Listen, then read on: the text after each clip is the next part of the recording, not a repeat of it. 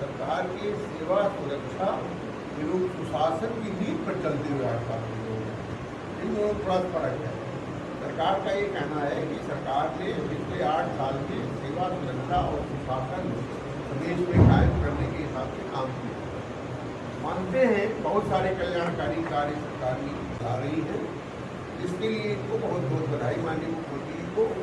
लेकिन इन सारी योजनाओं को जन जन तक पहुंचाने का जो कार्य कर रहा है वो हमारा कर्मचारी कर रहा है। ब्लॉक से लेकर के और जिला हेडक्वार्टर तक आखिरी व्यक्ति तक जो आखिरी पैदान करता है वहाँ तक इनकी योजनाओं को पहुँचाने का काम सरकारी कर्मचारी के माध्यम से किया जा रहा है। ये योजनाएं अपने आप वहाँ तक नहीं पहुँची। इस सारे प्रोसेस में हमारे कर्मचारियों को कोई क्रेडिट नहीं है, जबकि हम उनको खुद को बधाई देना चाहते हैं कि हमारे कर्मचारियों के कारण ही योजनाएं सारी की सारी सफल हो गई। योगी सरकार ने जो जन कल्याण योजनाएं जारी किया है, चालू चलाया है, वो तो ठीक है।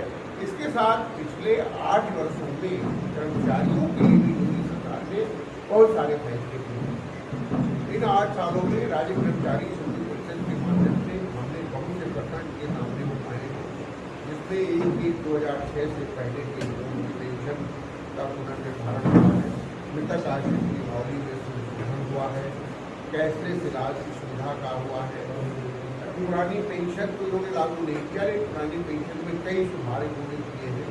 NPS को EPS तक लाए हैं और भी तमाम कल्याणकारी योजनाएं हैं जो ये बने हैं। और कोविड संकट काल भी इन्हीं के समय में आया और कोविड संकट काल के दौरान भी प्रदेश के कर्मचारियों को वेतन नियमित रूप से देते रहे, पेंशनर को पेंशन नियमित रूप देते रहे, ये एक बड़ी बात है। जबकि अन्य राज्यों में वेतन समय से नहीं मिला और वेतन में 10% से लेकर 25% तक कटौती भी की गई, लेकिन सिर्फ 1 महीना नहीं हुआ। और जो महंगाई भत्ता बढ़ता है या जो दीपावली को बोनस मिलता है वो उत्तर प्रदेश सरकार ने सबसे पहले मिला। इसके लिए मैं मुख्यमंत्री का आभार मानता हूँ।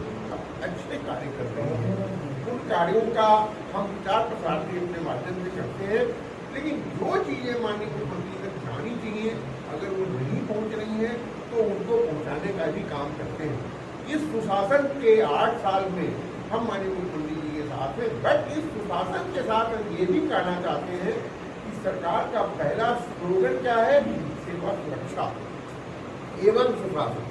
अब सेवा सुरक्षा में तो कर्मचारी की सेवा सुरक्षित होनी चाहिए, संरक्षित होनी चाहिए, बट उस सेवा को सुरक्षा और संरक्षण देने के बजाय विभागों से कर्मचारियों को निकाला जाना, ये सेवा सुरक्षा की बात तो नहीं है। इसको हम सेवा सुरक्षा के दायरे में तो नहीं मान सकते हैं। सेवा सुरक्षा का मतलब ये है कि अनावश्यक रूप से आप किसी को परेशान मत करिए, उसकी सेवाओं को जो जनता के हित में है उसको आप लीजिए और उसके जो देय है उसको समय से भुगतान करिए।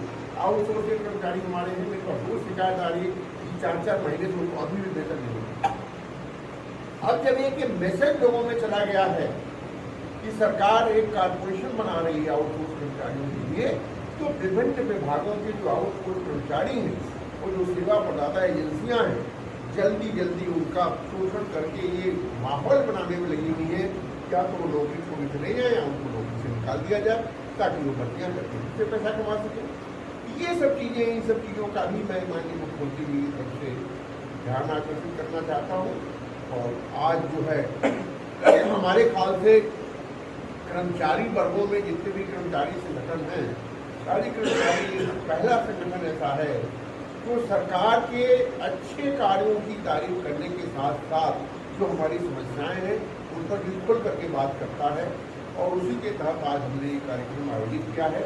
माननीय मुख्यमंत्री जी ने जनता के कल्याण के लिए कार्य किए, जो कर्मचारियों के कल्याण के लिए कार्य किए, उनके लिए हम आभार व्यक्त करते हुए हमारी जो समस्याएं हैं जो मैंने आपके माध्यम से उन तक पहुँचाने का प्रयास किया, उस पर माननीय मुख्यमंत्री ध्यान दें और विशेष करके जो विभागों के प्रशासनिक अधिकारी हैं उनको प्रशासनिक ढांचा में उनको इस बात का पाठ पढ़ाने की जरूरत है कि अच्छे सुशासन के लिए, अच्छे सुशासन को चलाने के लिए उनका व्यवहार कैसा होना चाहिए और उनके बीच में और कर्मचारी संगठनों के बीच में संवादहीनता नहीं होनी चाहिए। धन्यवाद आपका।